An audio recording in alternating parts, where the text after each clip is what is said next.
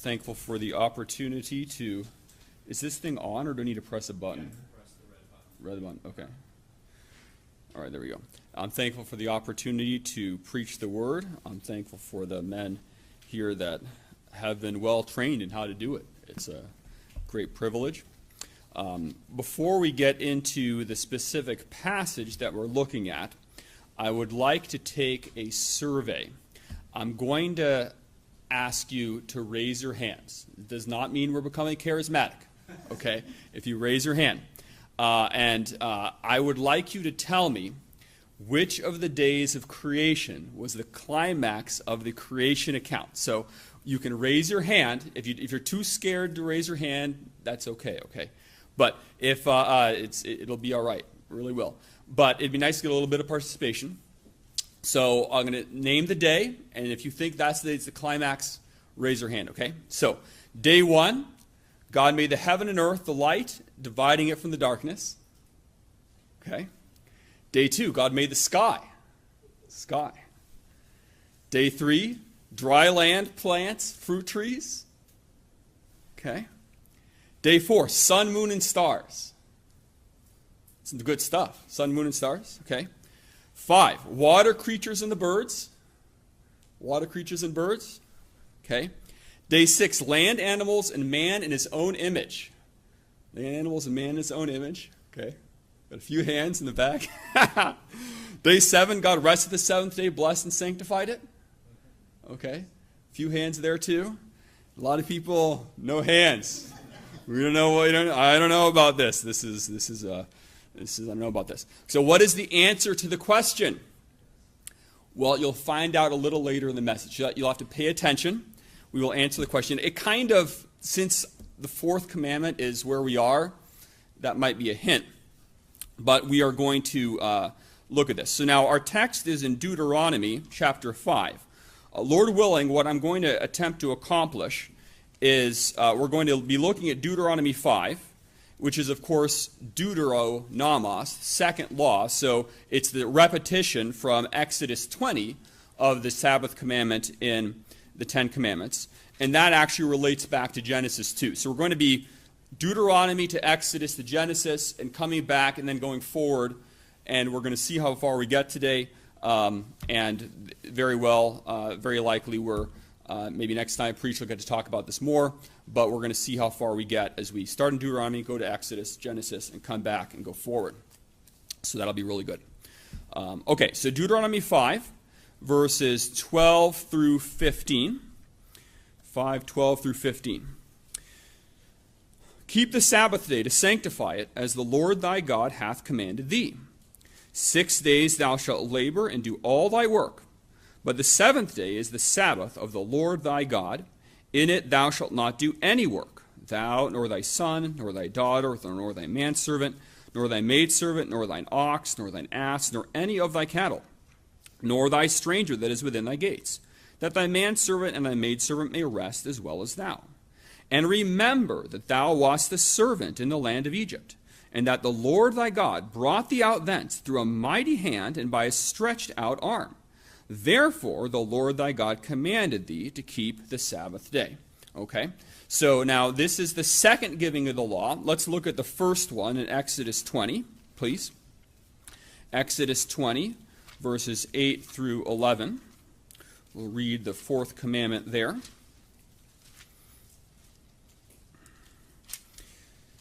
So he says in Deuteronomy 5, keep the Sabbath because the Lord delivered you out of the land of Egypt. So the Lord has redeemed you, so keep the Sabbath. Now Exodus 20, 8 through 11. Remember the Sabbath day to keep it holy. 6 days shalt thou labor and do all thy work. But the seventh day is the Sabbath of the Lord thy God. In it thou shalt not do any work, not thou, nor thy son, nor thy daughter, thy manservant, nor thy maidservant, nor thy cattle, nor thy stranger that is within thy gates. For in 6 days the Lord made heaven and earth, the sea and all that in them is, and rested the seventh day. Wherefore the Lord blessed the Sabbath day and hallowed it.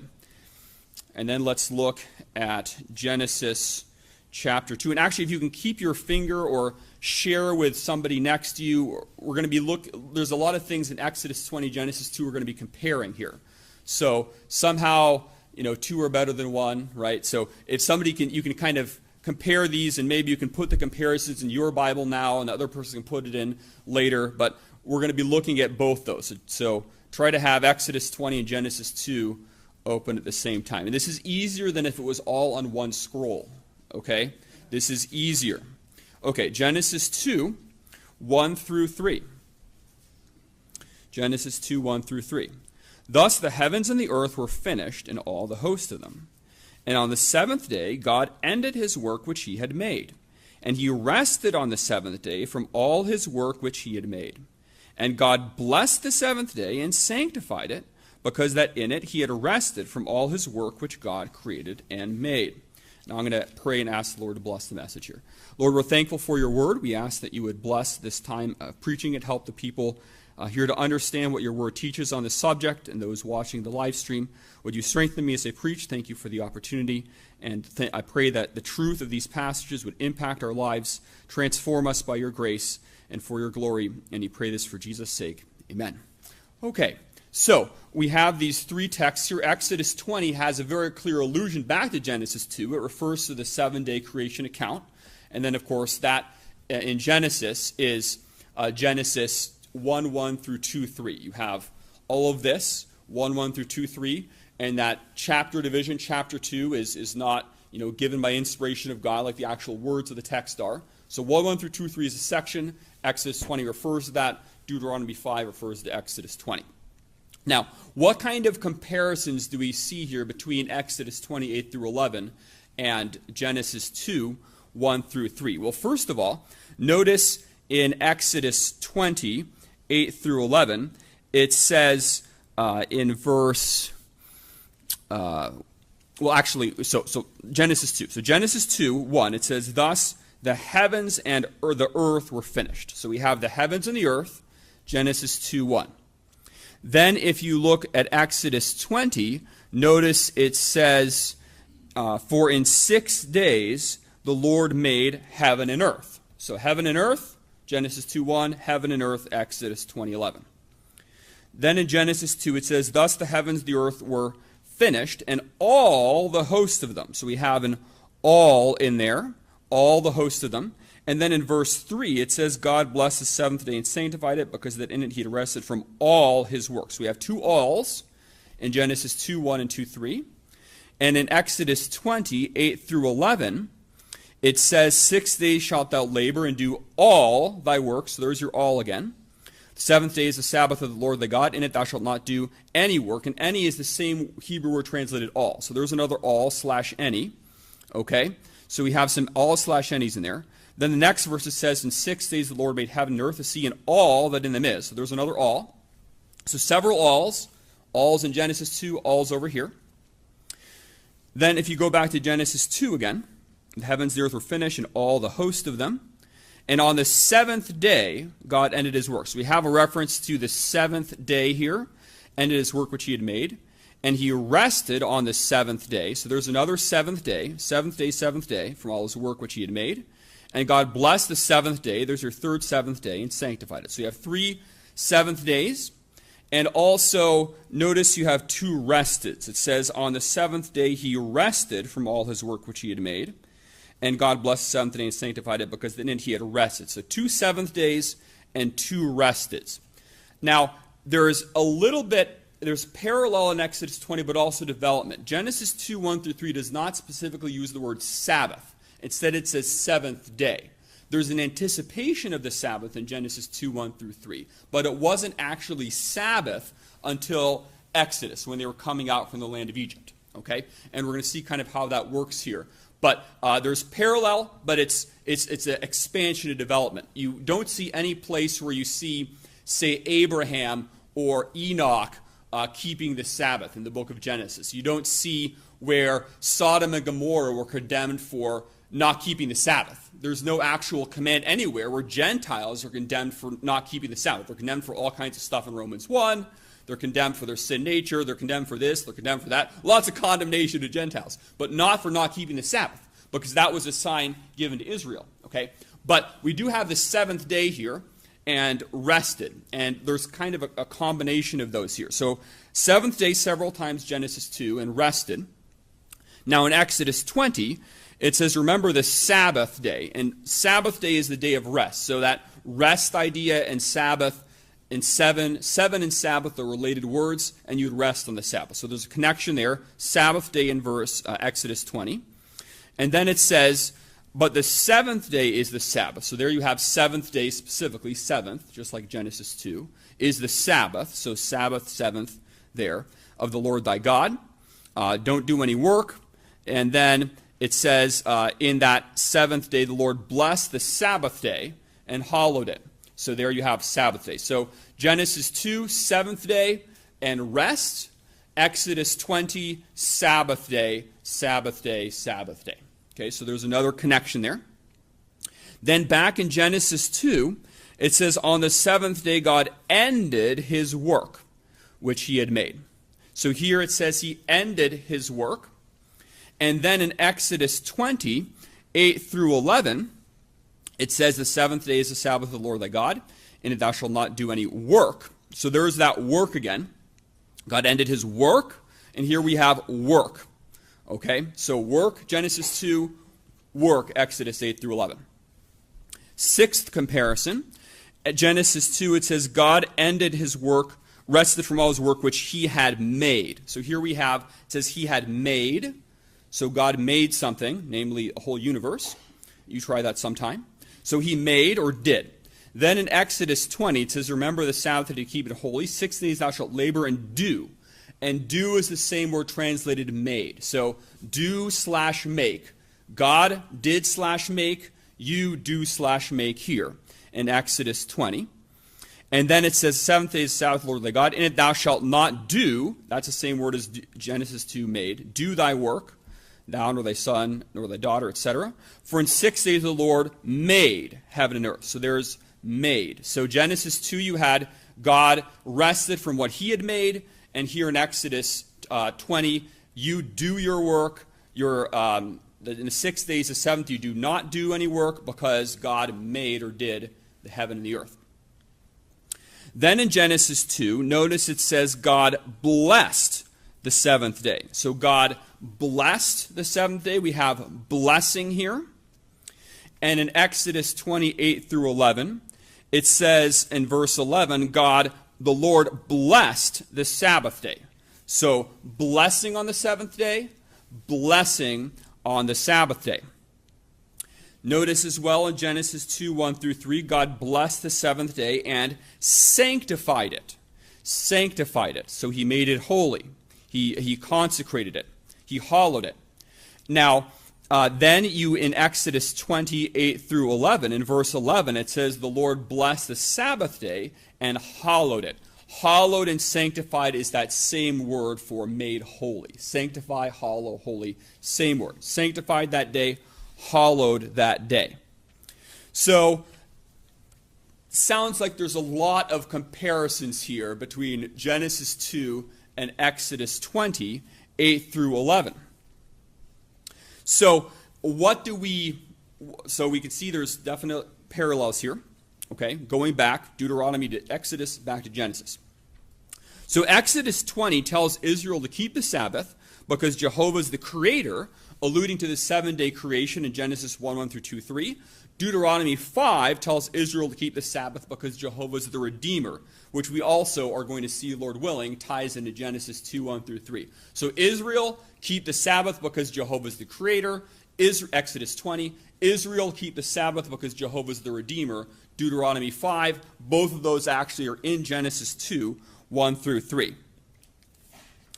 So what is Israel supposed to learn? Now, we're not Israel, but we are going to see what they were supposed to learn, and that will teach us a lot of things as well. What is Israel supposed to learn from the 2 fourth commandment texts and from Genesis 2, 1 through 3? So in Genesis 2, 3, this is the conclusion of the section of 1, 1 through 2, 3. We have the record of the seventh day of creation. In 2, 3, it says, God created and made. And if you read 1, 1 through 2, 3, you have both those verbs in there. God created and he made. And so it's kind of tying the whole section of 1:1 through 2:3 together with this inclusion of God created and made. So God brought the universe into existence. He fashioned it according to his design. His work was completely finished by the seventh day because he'd wrapped it up. So it ties back to 1:1 where God created the heaven and earth and he made a bunch of stuff. 2:3 wraps that all together. So a lot of interesting things in there. Now, in Genesis 1:1 through 2:3, we of course have 7 days of creation, but there are lots and lots and lots and lots, 70 times 7, other sevens in Genesis 1:1 through 2:3. First of all, after the introductory verse of 1:1, you have the whole section of 1:1 through 2:3 divided into 7 paragraphs. So 7 paragraphs, and each of those pertain to one of the 7 days. So 7 days, 7 paragraphs. Okay? And you can see this division in the recurring sentence, and there was evening and there was morning, such and such a day. So that happens 7 times. So 7 divisions. And the Hebrew text has an open paragraph beginning on a new line after each of those evening and morning, such and such a day, boom, new section. So 7 sections. Now, in Genesis 1:1, in the beginning, God created the heavens and the earth. You have 3 words that express the basic concepts of this section. You have God, who's all through here, heavens, and earth. And each of those words occurs in 1:1 through 2:3, a multiple of the number 7. So the name God appears 35 times, which is 5 times 7. All right? And the divine name in one of its forms occurs 70 times in the first 4 chapters. That's just free. Throw that in. You have earth in 1:1. That appears 21 times in 1:1 through 2:3. So 3 times 7.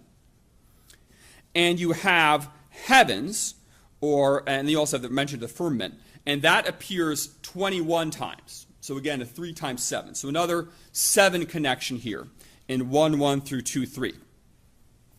In 1:1 through 2:3, you have 10 statements by God where he begins his statement with "and said."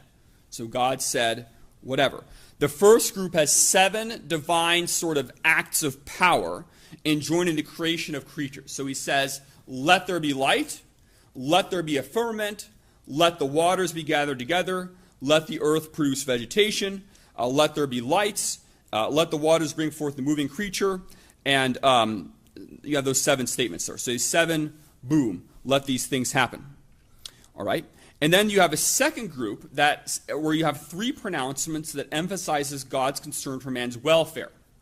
You have let us make man, be fruitful and multiply, and behold, I've given you every plant yielding seed. So you have here a 7 and a 3 in 1:1 through 2:3.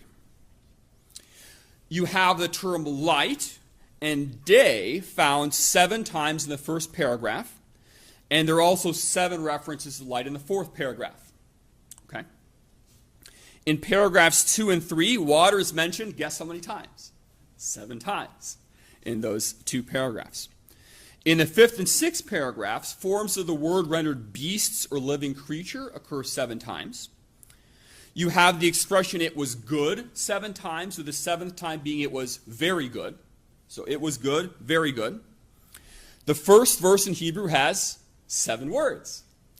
The second verse has 14 words, twice 7. Now let's look at the 7th paragraph, which deals with the 7th day in 2:1 through 3. You have 3 consecutive sentences. Each of these sentences consists of 7 words, and in the middle is the expression "the 7th day." All right, in 2:2 through 3a. You have 3 parallel lines with 7 words divided into 2 parts. And each of those parts, the first part, ends like a 3-fold refrain with the words "the 7th day." So if you look here, it says in 2:2, on the 7th day, God ended his work which he had made, and he rested on the 7th day from all his work which he had made, and God blessed the 7th day and sanctified it. So you have this 7th day, 7th day, 7th day in there in the 7th paragraph, okay, emphasizing that. And the words in the 7th paragraph total 35, which is 5 times 7. So that's a lot of sevens, okay? Did you figure that out? A lot of sevens? A lot of sevens in there? Okay. There's actually kind of if you raise your hand on the 6th day and on the 7th day, or one of those, you're kind of right both ways. The ultimate climax is the 7th day, I think, very clearly, with all these sevens like neon signs flashing here about the 7th day being a big deal. In the Hebrew text, the first 5 days, it just says, in English it says the first day, the second day, but it's like so-and-so a first day, so-and-so a second day, so-and-so a third day. But the 6th and the 7th days, it has a the. So it's the 6th day, the 7th day. So it's kind of like a dual climax. God made man, and then God rested the 7th day. So you were kind of right if you raise your hands on both of those or either of those. You get 200 points. And I don't know no, you should get 700 points, actually. You should get 700 points. But anyway, so there's kind of a dual climax there. The 6th day and the 7th day. But the 7th day is the ultimate climax. You say, maybe you've had somebody ask you, why did God take 7 days to create the world? I mean, couldn't he have just done it in 2 seconds? Or in 1 hour and 15 minutes? Or in millions and billions of years? Something like that. Why would he take 7 days? Why does he have these sevens screaming through the creation account? God created the world in 7 days to teach Israel to keep the Sabbath. Whoa! This must be an important thing for Israel to do. If he made the world in 7 days to teach Israel to keep the Sabbath, wow, that's pretty important. The creation account also actually refers to other Jewish holy days. Now remember, Genesis was written by Moses to Israel going into the land. Okay, it's written to teach Israel their past history and tell them everything they need to know as they're going to go into the promised land. Now, Moses is going to be giving them all these other festivals too, Passover and tabernacles and all this stuff. Now, in Genesis 1 and verse 14, notice please, it says, "And God said, let there be lights in the firmament of the heaven to divide the day from the night, and let them be for signs and for seasons and for days and years." Now, when we think of seasons, we of course think of summer and winter and fall and spring. Okay? Now, there might not have been the same sorts of seasons before the fall. Okay? And certainly I wouldn't want to exclude that kind of idea that the heavenly bodies do, relate to those seasons.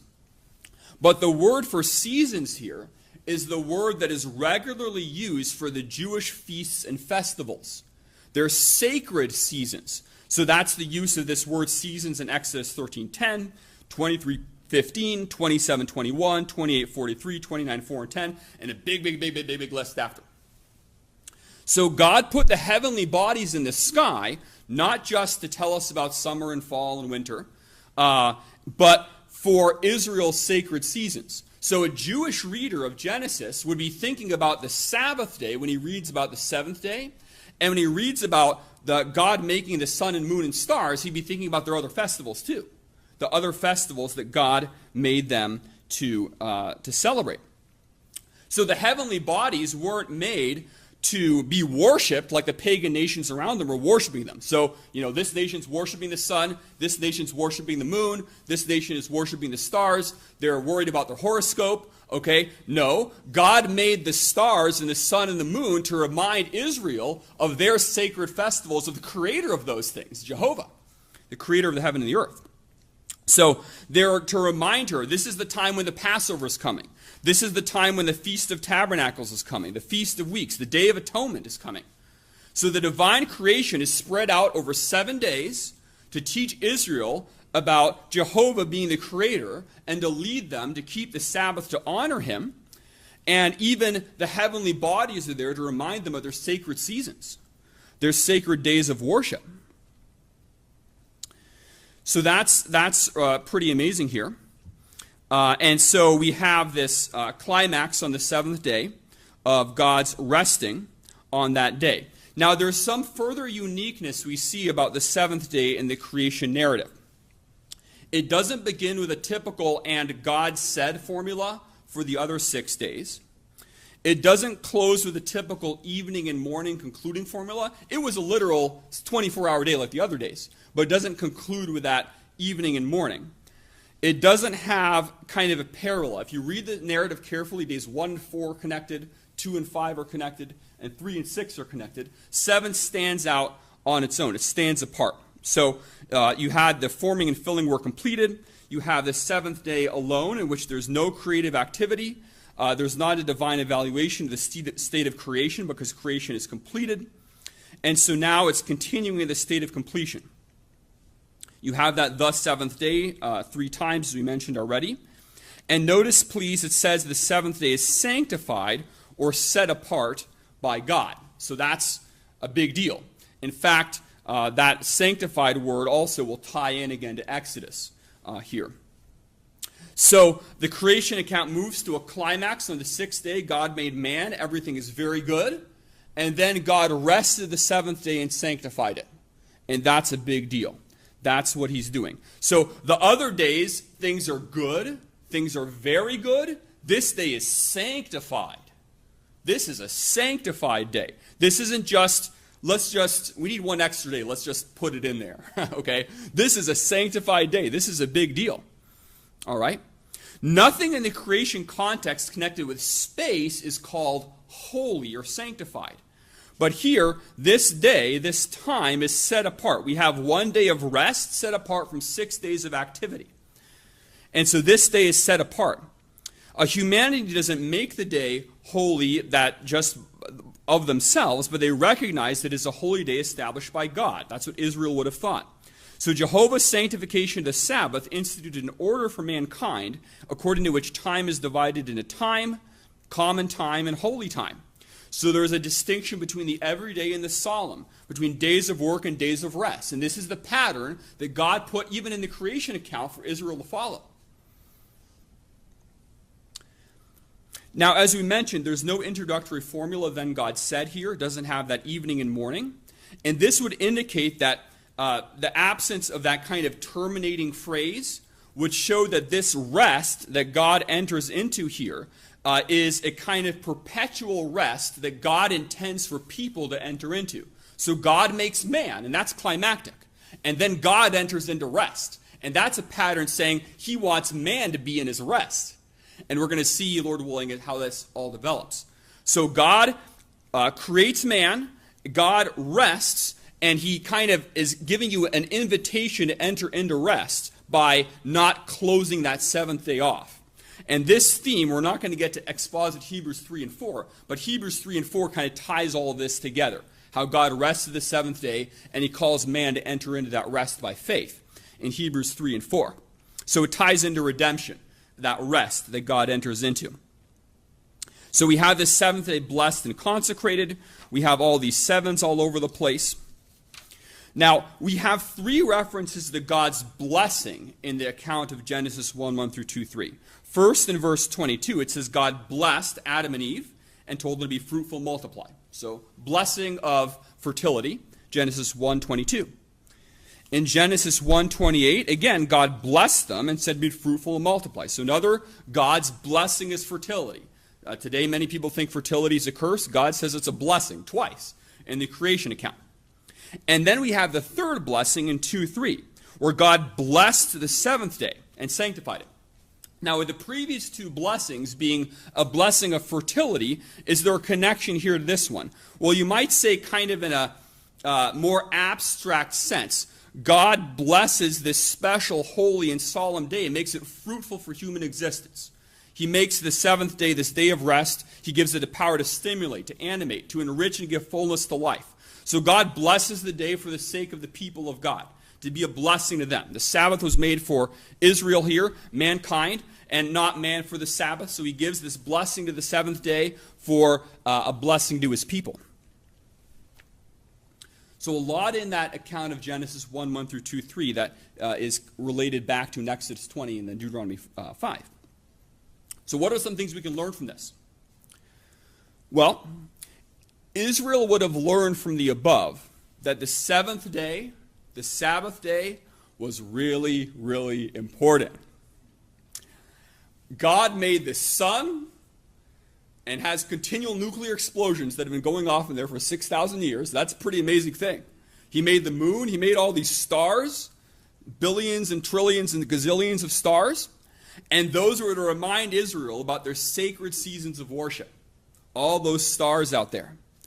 And God created the universe itself in 7 days for the purpose of teaching his people Israel about their seventh-day rest. Wow. Wow. So since Jehovah took 6 days to create the world and rested the seventh to teach Israel about the Sabbath, that shows that true worship is very important to God. So we have all these amazing things in the created order. We have the amazing life-supporting properties of life and water. We have beautiful mountains and forests, galaxies with billions of stars, beauties of the plant kingdom, astonishing intricacy in the cells and the trees and the eagles and the penguins and the ostriches and the sea creatures and the fish and the octopus and the whale and warm-blooded and cold-blooded land animals and lions and dinosaurs and sheep. And all of that, all those created things are subordinated in importance to Israel's worship and rest on the seventh day. So the Lord created the heavenly bodies with Israel's sacred festivals in mind, and he rested the seventh day as a pattern for her Sabbath. So the created order itself is but a means to the end of her seasons of solemn worship. So in comparison to the infinite glory and goodness of God, all the goodness and glory of the creation is like nothing in comparison. So we see why David said a day in thy courts is better than 1,000. One day worshiping you is better than about 3 years. Because God made the world itself for the purpose of worship, to point forward to Israel's worship. So if God prioritizes worship in this way, then God's people need to recognize the priority of praise and worship that's established even in the creation week itself. And they need to fear and love and prize the holy service of Father, Son, and Holy Spirit far above the value of the world, as much as the value of the Creator himself exceeds the value of the creation. Israel was to remember the Sabbath, and the New Testament Christian should constantly call to his mind the blessed times of God's worship and long for future times to worship God, because God places such a high priority upon his worship. You can see the centrality of the Sabbath for the weekly cycle in Israel as well in the New Testament. Take a look at Matthew 28:1, for example, please. Matthew 28:1. And the usage we're going to see here is in many other verses. It's in Mark 16:2 and 9, Luke 18:12 and 24:1, John 21:19, and other references. Okay. Acts 20, verse 7, 1 Corinthians 16:2. But in Matthew 28 and verse 1, it says, in the end of the Sabbath, as it began to dawn toward the first day of the week. Now notice the word day is italicized, so the first of the week.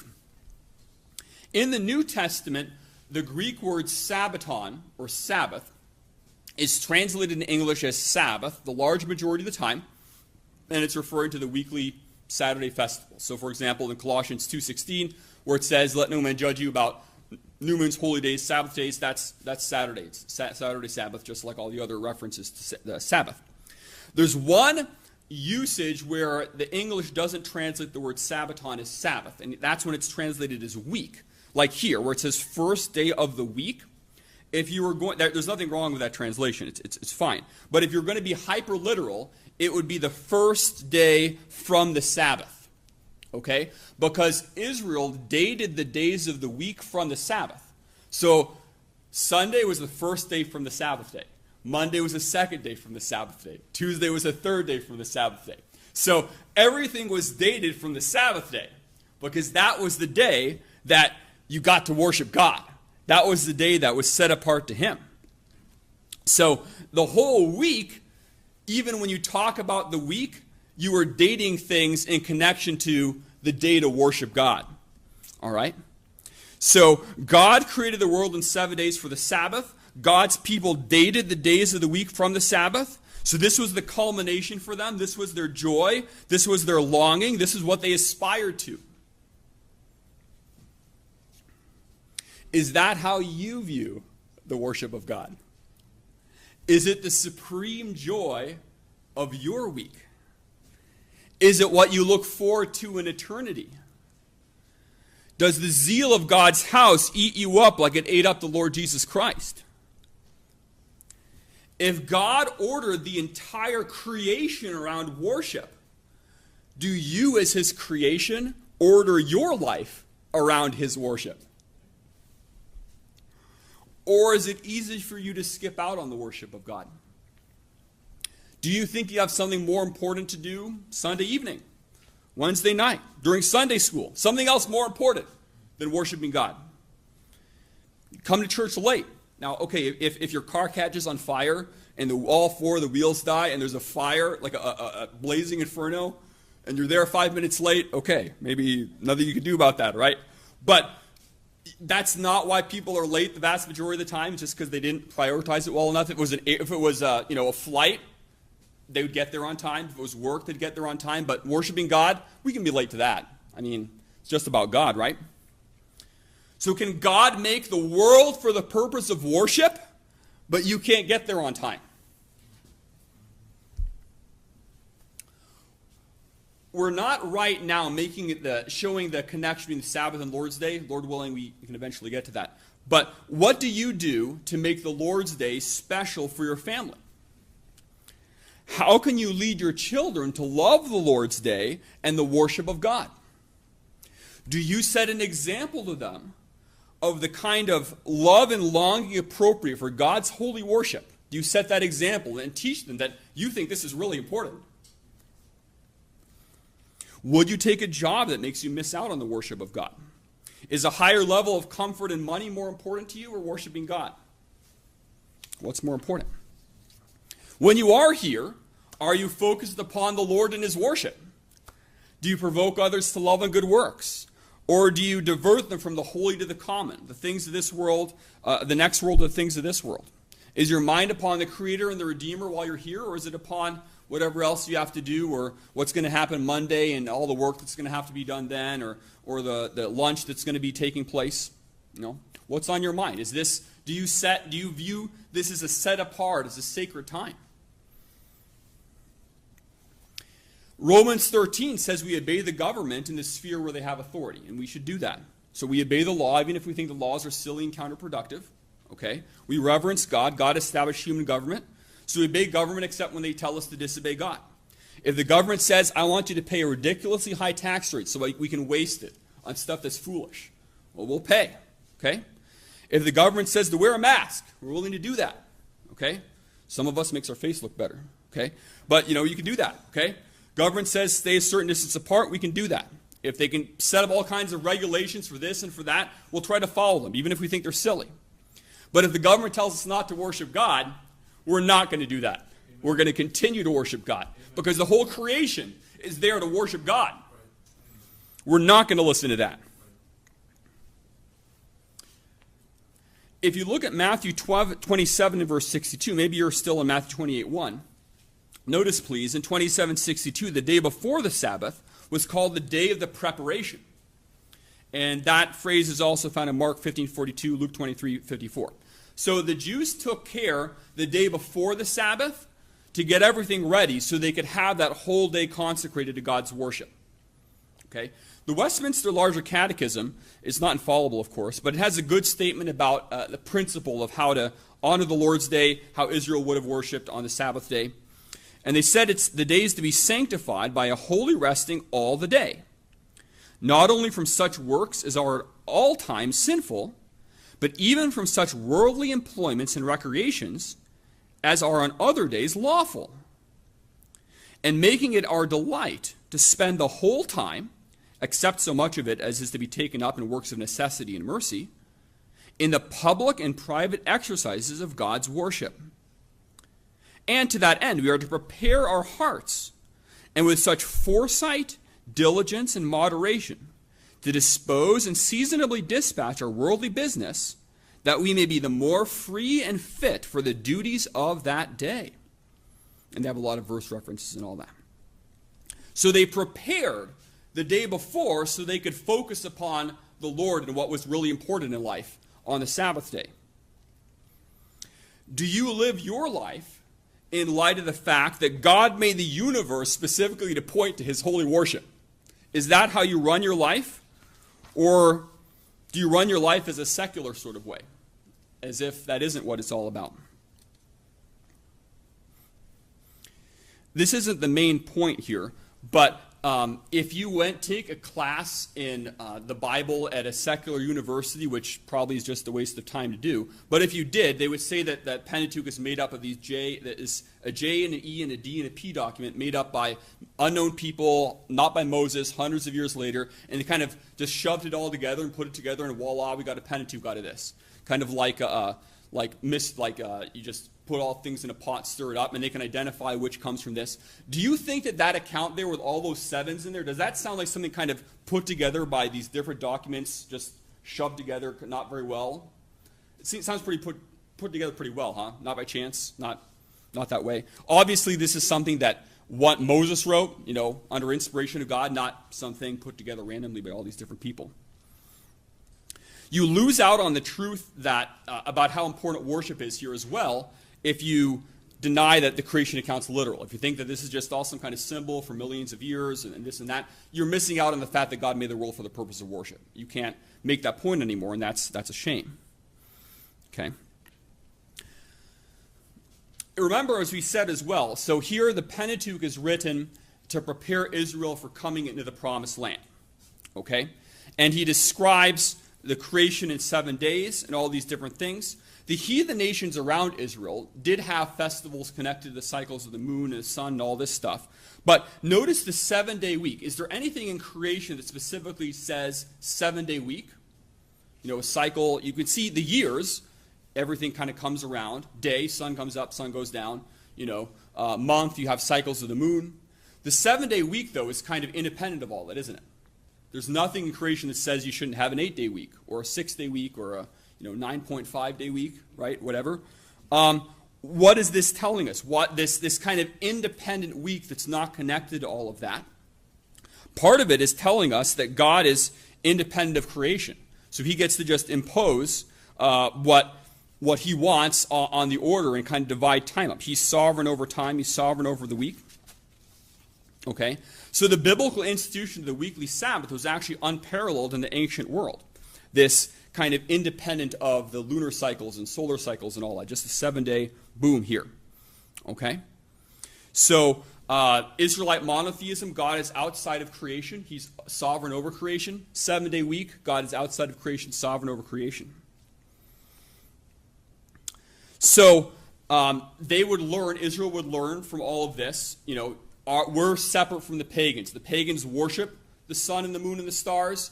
We're reminded of God's sacred festivals by the sun, moon, and stars. They have everything tied into the heavenly bodies. We have a week where showing that God is above and separate and distinct from all those things. Now, if God separated light from darkness and set apart his holy day in this way, do you think it's a good idea to try to bring pagan ideas back into his worship? What do you think? Maybe not. No, that wouldn't be a good idea. There's all in the creation account, everything is different here. So we don't bring in heathen practices, we don't bring in heathen music, we don't bring in heathen holy days and festivals and methods, or heathen anything into the temple of God. We worship God in accordance with his explicit commandment, which is taught in the second commandment. We're not adding anything or taking anything away. We want the fire of his blessing, like Leviticus 9, instead of the fire of his judgment, like Leviticus 10, burning up the people who establish worship their own way. We want to recognize that God is sovereign over space as the creator. God is sovereign over time by commanding this cessation of human activity. We recognize that. Now in Genesis 2:3, it says that God blessed and sanctified the seventh day. Do you know the next time in the books of Moses the word sanctify appears? Sanctify. The next reference is in Exodus 13:2. So the only reference to the verb sanctify in the whole book of Genesis is in chapter 2 on the seventh-day account. Then we skip all the way forward to Exodus 13:2, and we see after that it starts to really multiply. All this stuff is sanctified. Their holy days are sanctified. This is sanctified. The vessels are sanctified. The priest is sanctified. Everything is sanctified, sanctified, sanctified, sanctified. All right? But only here in the book of Genesis. So that shows this day is really significant for sure. And the sanctification of the seventh day would indicate that there's a relationship between people and their worship of the holy God. So when they heard this day is sanctified, they'd be thinking about everything else connected to their worship that was sanctified. So they'd be thinking, boy, God is a holy God. This is a time to worship him, to sanctify him, to set him apart. This is a preparation for something holy, something that will require a holy people to worship a holy God on a holy day. And that would only be possible after the fall through redemption. You can't be a holy people, have a holy day without being redeemed. So he sets the seventh day apart as something special and separates it from days of work. And people sanctify it, the Sabbath, by observing it, or Israel would, and they desecrated it by doing forbidden work.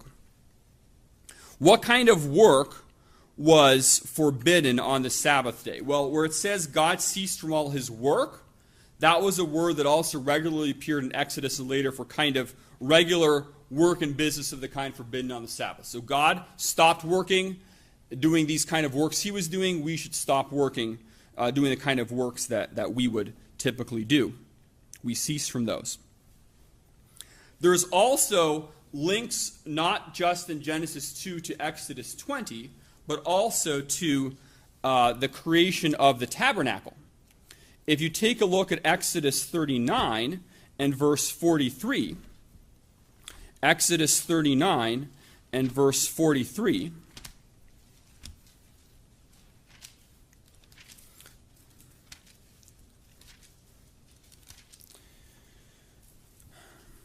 and there's other things like this too. Exodus 39 and verse, I need to go one more page. Exodus 39:43, it says, Moses did look upon all the work, and behold, they had done it as the Lord had commanded. Even so had they done it, and Moses blessed them. So here, in Genesis 2, and Genesis 1:31, you have like these God saw and looked terms. You have here in Genesis 2 and verse 3, you have God. There's finishing, there's blessing, there's connections to Genesis 2:1 through 3 in this verse, in 39:32, in 40 verse 33, there's finished terms. So it's like there's these, just like God finished his creation and blessed the seventh day, they finished the tabernacle, it was blessed, they did it the way God commanded it. There's connections here. Why would there be a connection between creation and Sabbath and the tabernacle? Which there is. And the Spirit of God in Genesis 1:2 appears again in Bezaleel. The Spirit of God blesses him for making the tabernacle. Because the creator of the universe and Israel's Redeemer, who made them his people at Sinai, are connected. And the tabernacle is the sign of that. So Israel's Sabbath and creation rest point to worship in the holy place. The Creator who sanctified the seventh day because of rest is Israel's Lord, the one who's redeemed them, who's brought them into union with himself, who dwells in the tabernacle, and they can come to him through the sacrificial death and shed blood of the sacrifice. So worship is connected to the created order, and God's seventh day work ceased, and a creation's work is paralleled in the work that people do for the Lord, the work that they made the tabernacle, the common everyday work. So a lot of connections there as well. Now, lots we can say about that. But the fourth commandment commands Sabbath rest. Okay, so now we've seen all this stuff in Genesis 2. And we see also the fourth commandment commands Sabbath rest, but it also commands lawful work, doesn't it? 6 days shalt thou labor and do all thy work. That's also a command. 6 days labor and work, and the seventh day is a Sabbath. All right? So one other thing we can learn from this commandment is that when you go to work and you work hard at your job, you're actually following the pattern of God working on 6 days. So you're actually commanded not to be a lazy bone and to just sit at home and eat potato chips and refuse to work and go on welfare and watch TV all day. Okay? That's actually not the pattern of the fourth commandment either. You rest the seventh day, and 6 days you work. That's God's plan. So if you're a student in school, 6 days shalt thou work. You actually work, you get your homework done, you do what you need to do, you work hard. God made things beautiful. He made things very well when he made the universe, and 6 days you work and you make things well. You do a good job on your homework. You do a good job at your job. You do a good job as a lady, being a Proverbs 31 type of lady, not being lazy and slacking off. And when we work for 6 days, that's honorable and it glorifies God. Just like God worked 6 days, and then he rested the seventh day. So, and maybe you say, you know what, maybe I have to work more than 40 hours a week. I like a 5-day work week where 8 hours a day, if you work more than that, time and a half, and then double time and vacation days and all this stuff. And if you get all that, that's really nice, and we can appreciate that. But God didn't actually say work 5 days, 40 hours max, actually. He said 6 days thou shalt work. So if you have to work more than 5 days a week, or you have to work more than 8 hours a day, well, you don't need to feel ripped off, because that's okay. In Israel, the workday was 12 hours a day for 6 days a week. That's a long work week, okay? And you know what? Maybe if you don't have to work 6 12-hour days a week, you can be thankful for that. And you can make sure you have time to do things like go out and preach the gospel. You could set aside time for that. If you only have to work 40 hours a week, hey, I have a bazillion free hours here. I can do work for the Lord. I can work on helping things around the church building here. I can do work for the Lord. I can work hard at that. So God worked, and when you work, it's honorable and it glorifies the Lord. There's a lot more to say about how this, we've kind of, what we've done so far is we've seen Deuteronomy ties to Exodus, ties to Genesis. We've kind of coming back to Exodus here. We're going to have to do some more coming back.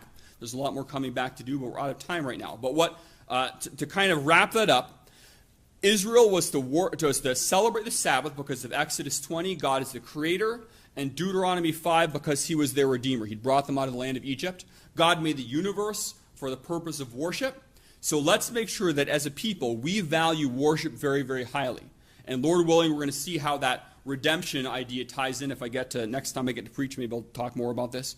But God is creator, God is redeemer, and worship is very, very important.